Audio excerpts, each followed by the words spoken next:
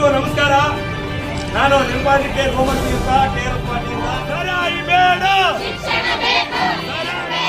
ನೀರು ಬೇಡ, ಮದ್ಯ ಮಾರಾಟ ನಿಲ್ಲಲೇಬೇಕು.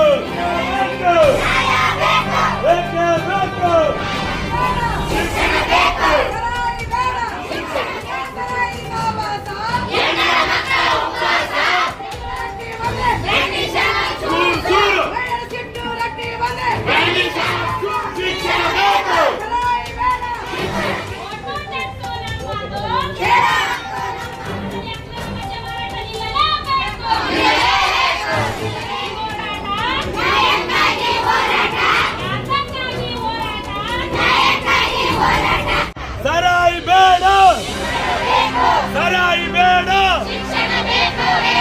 ಬೀರು ಬೇಡ, ಬೀರು ಬೇಡ,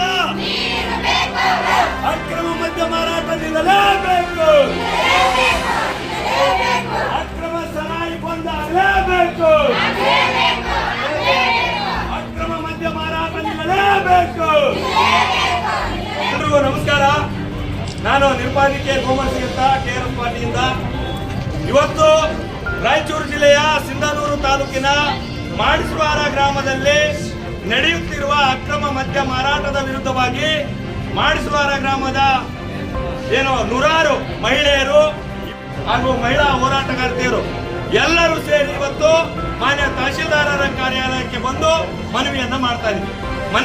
ಮನವಿಯ ವಿಷಯಗಳು ಏನಪ್ಪಾ ಅಂತಂದ್ರೆ, ಇಡೀ ತಾಲೂಕಾದ್ಯಂತ ಅಕ್ರಮವಾದ ಮದ್ಯ ಮಾರಾಟ ಎಕ್ಕಿಲ್ಲದೆ ಯಾರ ಭಯ ಆತಂಕ ಇಲ್ಲದೆ ಮಾರಾಟ ಮಾಡುತ್ತಿರುವುದು ವಿಪರ್ಯಾಸದ ಸಂಗತಿ. ಈಗಾಗಲೇ ಮಾನ್ಯ ತಾಲೂಕಾಡಳಿತಕ್ಕೆ, ಮಾನ್ಯ ಅಬಕಾರಿ ಇಲಾಖೆಗೆ, ಮಾನ್ಯ ಪೊಲೀಸ್ ಇಲಾಖೆಗೆ ಸಂಬಂಧಪಟ್ಟಂತ ಎಲ್ಲ ಅಧಿಕಾರಿಗಳಿಗೆ ಮನವಿ ಮಾಡಿದ್ರು ಕೂಡ ತಾಲೂಕಿನಲ್ಲಿ ಅಥವಾ ವಿಶೇಷವಾಗಿ ಮಾಡಿಸುವಾರ ಗ್ರಾಮದಲ್ಲಿ ಅಕ್ರಮ ಮದ್ಯ ಮಾರಾಟಕ್ಕೆ ಕಡಿವಾಣ ಹಾಕಲಿಕ್ಕೆ ಅಧಿಕಾರಿಗಳು, ಸಂಬಂಧಪಟ್ಟ ಇಲಾಖೆ ಅಧಿಕಾರಿಗಳು ವಿಫಲವಾಗಿರುವುದು ಕಣ್ಣೆದುರಿಗೆ ಕಾಣ್ತಾ ಇದೆ. ಇವತ್ತು ಅಕ್ರಮ ಮದ್ಯ ಮಾರಾಟದಿಂದಾಗಿ ಮಾಡಿಸುವಾರ ಗ್ರಾಮದಲ್ಲಿ ಎಷ್ಟೊಂದು ಕುಟುಂಬಗಳು ಬೀದಿಗೆ ಬಂದಿದ್ದಾವೆ, ಎಷ್ಟೋ ಯುವಕರು ಸಾವನ್ನಪ್ಪಿದ್ದಾರೆ, ಎಷ್ಟೋ ಸಂಸಾರಗಳು ಹಾಳಾಗೋಗಿದ್ದಾವೆ, ಎಷ್ಟೋ ಜೀವನಗಳು ನಶಿಸ್ತಾ ಇದ್ದಾವೆ. ಆದ್ರೂ ಕೂಡ ಇದೆಲ್ಲವನ್ನ ಕಂಡು, ಇದೆಲ್ಲವನ್ನ ನೋಡಿಯೂ ಕೂಡ ಕಣ್ಣು ಮುಚ್ಚಿ ಕಿವಿ ಮುಚ್ಚಿಕೊಂಡು ಕುಳಿತಂತ ತಾಲೂಕಾಡಳಿತಕ್ಕೆ ಇವತ್ತು ಮಾಡಿಸುವಾರ ಗ್ರಾಮದ ಮಹಿಳೆಯರು, ಯುವಕರು, ಊರಿನ ಮುಖಂಡರು ಎಲ್ಲರೂ ಸೇರಿ ಇದು ಅಕ್ರಮವಾಗಿ ಅಕ್ರಮ ಮದ್ಯ ಮಾರಾಟವನ್ನ ನಿಲ್ಲಿಸಬೇಕು ಅಂತೇಳಿ ಇವತ್ತು ಅವರ ಆಕ್ರೋಶವನ್ನ, ಅವರ ಒಂದು ಮಿತಿಯನ್ನ ಇವತ್ತು ತಹಶೀಲ್ದಾರ್ ಅವರಿಗೆ ಮನವಿ ಸಲ್ಲಿಸಲಿಕ್ಕೆ ಬಂದಿದ್ದಾರೆ.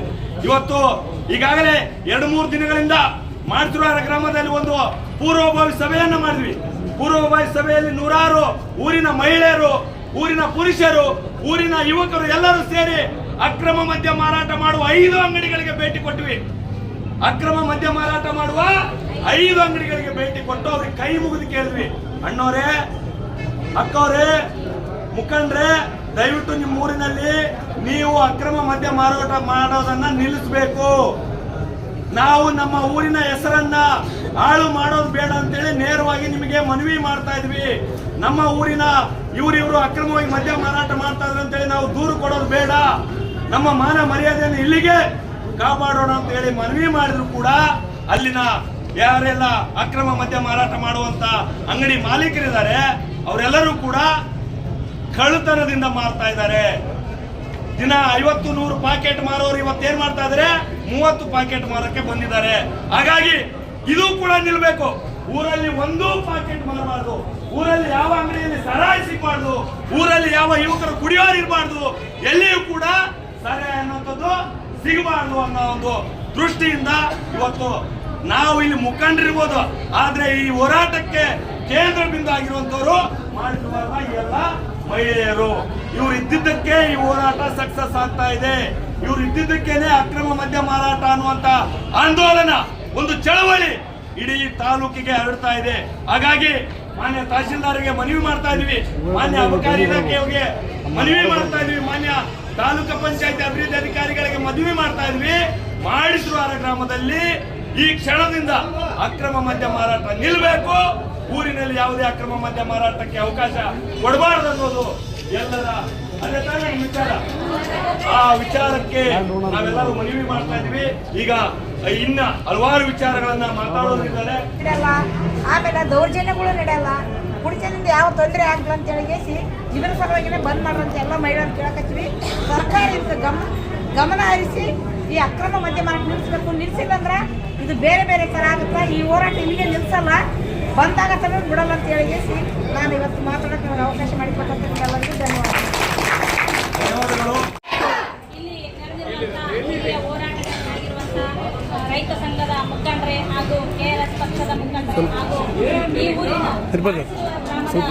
ವಿಶೇಷವಾಗಿ ಆಗಮಿಸಿರುವಂತಹ ಮಹಿಳೆಯರು ಇವತ್ತು ಈ ಒಂದು ಹೋರಾಟವನ್ನು ನಾವು ಯಾಕೆ ಹಮ್ಮಿಕೊಂಡಿದ್ದೀವಿ ಅಂತಂದ್ರೆ, ಮೊದಲನೇದಾಗಿ ಹೆಣ್ಣು ಮಕ್ಕಳು ತಮ್ಮ ಕಷ್ಟಗಳನ್ನು ಹೇಳಿಕೊಂಡ್ರು. ಏನಂತಂದ್ರೆ, ಈಗ ಪ್ರತಿನಿತ್ಯ ಒಬ್ಬ ಗಂಡ ದಿನನಿತ್ಯ ಕುಡಿದು ಕಿರುಕುಳ ಕೊಡೋದು, ಮಕ್ಕಳ ಮೇಲೆ ಹಿಂಸೆ ಮಾಡೋದು, ಮಹಿಳೆಯರ ಮೇಲೆ ಹಿಂಸೆ ಮಾಡೋದು, ಈ ಥರ ಎಲ್ಲ ಆಗೋದ್ರಿಂದ ಹೆಣ್ಣು ಮಕ್ಕಳು ಇವತ್ತು ಹೊರಗೆ ಬಂದ. ಯಾಕಂತಂದ್ರೆ ಪ್ರತಿನಿತ್ಯ ಕಷ್ಟ ಅನುಭವಿಸೋರು ಮಹಿಳೆಯರು.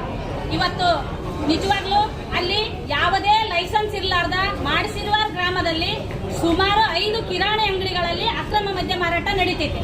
ಯಾಕಂತಂದ್ರೆ ಈ ಒಂದು ಕಿರಾಣಿ ಅಂಗಡಿಗಳು ಯಾಕೆ ಮಾಡಿರ್ತಾರ ಅಂತಂದ್ರೆ, ದಿನಸಿ ಪದಾರ್ಥಗಳು ಏನೋ ಒಂದು ಮಾರಾಟ ಮಾಡ್ರಂತೇಳಿ ಆ ಒಂದು ಕಿರಾಣಿ ಅಂಗಡಿಗಳು ಇಟ್ಕೊಂಡ್ರ ಇವರು ಅಕ್ರಮವಾಗಿ ಯಾವುದೇ ಲೈಸೆನ್ಸ್ ಇರಲಾರ್ದೆ ಅಕ್ರಮ ಮದ್ಯ ಮಾರಾಟ ಮಾಡ್ತಾರ. ತಕ್ಷಣ ಈ ಒಂದು ಅಕ್ರಮ ಮದ್ಯ ಮಾರಾಟ ನಿಲ್ಲಬೇಕಂತೇಳಿ ಇವತ್ತು ಈ ಒಂದು ಗ್ರಾಮಸ್ಥರು ತಹಶೀಲ್ದಾರ್ ಮೂಲಕ ಮನವಿಯನ್ನು ಕೊಡ್ಲಿಕ್ಕೆ ಬಂದಿದ್ದಾರ. ಇವತ್ತು ಅಕ್ರಮವಾಗಿ ಏನ್ ಮಾಡ್ಕೊಂತೀರಿ ಅನ್ನೋ ಒಂದು ಪರಿಸ್ಥಿತಿಗೆ ಕೂಡ ಬಂದಾರ. ಅಕ್ರಮ ನಿಲ್ಲಬೇಕು. ಇವತ್ತು ಹೆಣ್ಣು ಮಕ್ಕಳ ಮೇಲೆ ಅತ್ಯಾಚಾರಗಳಾಗ್ತವೆ. ಈಗ ನಮ್ಮ ಮೋಕ್ಷಮ್ಮ ಅವ್ರು ಹೇಳಿದಂಗ ಮಕ್ಕಳ ಮೇಲೆ, ಮಹಿಳೆಯರ ಮೇಲೆ ಅತ್ಯಾಚಾರಗಳು ಯಾಕೆ ಹೆಚ್ಚಾಗ್ತಾವ ಅಂತ ಕೇಳಿದ್ರೆ ಕುಡಿದು ಮಬ್ಬಿನಾಗ ಮಾಡಿಬಿಟ್ಟಾನೆ ಅಂತಾರ. ಹಂಗಾಗಿ ಸುಮಾರು ವರ್ಷಗಳಿಂದ ಹೋರಾಟ ಮಾಡ್ತಾ ಬಂದಿವಿ. ಕಳೆದ ತಿಂಗಳು ಸೋಮರ್ಸಿ ಗ್ರಾಮದಲ್ಲಿ ಕೂಡ ಅಕ್ರಮ ಮದ್ಯ ಮಾರಾಟ ನಿಲ್ಲಬೇಕಂತ ಹೋರಾಟ ಮಾಡಿದ್ರು. ಈಗ 40% 90% ಕೂಡ ಇವತ್ತು ಆ ಒಂದು ಗ್ರಾಮದಲ್ಲಿ ಮದ್ಯ ಮಾರಾಟ ನಿಲ್ತೈತೆ. ಅದನ್ನ ನೋಡಿ ಈ ಒಂದು ಗ್ರಾಮಸ್ಥರು ನಮ್ಮೂರಲ್ಲಿ ಯಾಕೆ ಈ ಒಂದು ಅಕ್ರಮ ಮದ್ಯ ಮಾರಾಟ ಇರ್ಬೇಕಂತೇಳಿ ಸಿಡಿದೆದ್ದು ಇವತ್ತು ಹೋರಾಟಕ್ಕೆ ಬಂದಾರ. ನಾವೇನಂತೀವಿ ಅಂತಂದ್ರೆ, ಸರ್ಕಾರಕ್ಕೆ ಹಲವಾರು ಭಾಗ್ಯಗಳು ಕೊಟ್ಟಿರಿ, ನಮಗೆ ತಾಳಿ ಭಾಗ್ಯ ಕೊಡ್ರಿ ಅಂತೇಳಿ ಸರ್ಕಾರ ಕೇಳ್ಕೊಂತೀವಿ. ಯಾಕಂತಂದ್ರೆ ಇವತ್ತು ಚಿಕ್ಕ ವಯಸ್ಸಿನಲ್ಲಿ ಗಂಡನ್ನು ಕಳ್ಕೊಂತಾರ. ಆಕ್ಸಿಡೆಂಟ್ ಆಗಿ ಸಣ್ಣ ವಯಸ್ಸಿನಲ್ಲಿ ಗಂಡ ಸತ್ತ ಮೇಲೆ ಆಮೇಲೆ ಅವರಿಗೆ ಈಗ ಆಸ್ಪತ್ರೆಗೆ ತೋರಿಸ್ಲಿಕ್ಕೆ ಸುಮಾರು ಹಲವಾರು ಖರ್ಚುಗಳು ಬರ್ತಾವ. ಇವತ್ತು ಕುಡಿದು ಒಬ್ಬ ಯುವಕ ಇದ್ನಂತಂದ್ರೆ ಸಣ್ಣ ವಯಸ್ಸಿನಲ್ಲಿ ಕಿಡ್ನಿ ಫೇಲ್ ಆಗ್ತೈತೆ, ಆಸ್ಪತ್ರೆಗೆ ಹೋಗ್ಬೇಕು. ಆಮೇಲೆ ದವಾಖಾನೆಯಲ್ಲಿ 3 ರಿಂದ 4 ಲಕ್ಷ ರೂಪಾಯಿ ದವಾಖಾನೆ ಖರ್ಚು ಮಾಡಬೇಕು. ಆ ದವಾಖಾನೆ ಖರ್ಚು ಆದ್ರೂ ಕೂಡ ಇವತ್ತ ಆತ ಬದುಕಂಗಿಲ್ಲ ಅಂತಂದ್ರೂ ಕೂಡ ಆ ಸಾಲ ಯಾರು ಹೊತ್ಕೋಬೇಕು? ಹೆಣ್ಣು ಮಕ್ಕಳೇ ಹೊತ್ಕೋಬೇಕು. ಆಮೇಲೆ ಅವ್ರ ಹೊಟ್ಟೆಯಲ್ಲಿ ಹುಟ್ಟಿರುವಂತ ಸಣ್ಣ ಮಕ್ಕಳು ಇವತ್ತು ಸಾಲವನ್ನು ಹೊತ್ಕೊಂಡು ಅವರು ಜೀವನ ಸಾಗಿಸ್ಬೇಕು. ಇವತ್ತು ಆ ಸಾಲ ಹೊತ್ಕೊಂಡವರು ಮತ್ತೆ ಶಿಕ್ಷಣದಿಂದ ವಂಚಿತರಾಗ್ತಾರೆ. ಇವತ್ತು ಮಕ್ಕಳು ಈ ಒಂದು ಮಧ್ಯೆ ಇರೋದ್ರಿಂದ ಶಿಕ್ಷಣದಿಂದ ಕೂಡ ಮಕ್ಕಳು ವಂಚಿತರಾಗ್ತಾರ. ಸಣ್ಣ ಮಕ್ಕಳು ಇವತ್ತು ಕೂಲಿ ದುಡಿಯಕ್ಕೆ ಹೋಗ್ಬೇಕು ಶಾಲೆ ಬಿಟ್ಟು. ನಮಗೆ ಸರ್ಕಾರಕ್ಕೆ ಒಳ್ಳೆ ಶಿಕ್ಷಣ ಕೊಡ್ರಿ. ಆಮೇಲೆ ಅಕ್ರಮ ಮದ್ಯ ಮಾರಾಟ ತೆಗೀರಿ. ಸರ್ಕಾರ ಅದರಿಂದನೇ ಆದಾಯದ ಮೂಲ ಅಂತ ಸುಳ್ಳು ಜನರಿಗೆ ಭರವಸೆಯನ್ನು ಹೇಳ್ತಾರ. ಈಗ ಆದಾಯದ ಮೂಲ ಎಲ್ಲಿ? ಇಲ್ಲಿ ಆರೋಗ್ಯದ ಸಲುವಾಗಿ ಕೋಟ್ಯಾಂತರ ರೂಪಾಯಿ ಖರ್ಚು ಮಾಡ್ತಾರ. ಸರ್ಕಾರ ಇವತ್ತು ಒಬ್ಬ ಕುಡಿದು ಸತ್ತಂದ್ರ ಆ ಕುಟುಂಬಕ್ಕೆ ಪೆನ್ಷನ್ ಕೊಡಬೇಕು, ಆ ಕುಟುಂಬಕ್ಕೆ ಪರಿಹಾರ ಕೊಡಬೇಕು. ಈ ತರ ಎಲ್ಲ ಇದ್ದಾಗ ಅದು ಸರ್ಕಾರಕ್ಕೆ ಹೆಂಗ್ ಲಾಭ ಆಗುತ್ತೆ ಅಂತ ನಾವು ಸರ್ಕಾರಕ್ಕೆ ಪ್ರಶ್ನೆ ಮಾಡ್ತೀವಿ. ಇನ್ನೊಂದು ಏನಂತಂದ್ರೆ, ಇವತ್ತು ಕುಡಿಯುವಂತ ಕುಟುಂಬಕ್ಕೆ ಕೂಡ ಮುಂದಿನ ದಿನದಲ್ಲಿ ಅವ್ರು ಸತ್ರ ಅಂದ್ರೆ ಸರ್ಕಾರನೇ ಪರಿಹಾರ ಕೊಡಬೇಕು ಮುಂದಿನ ದಿನದಲ್ಲಿ.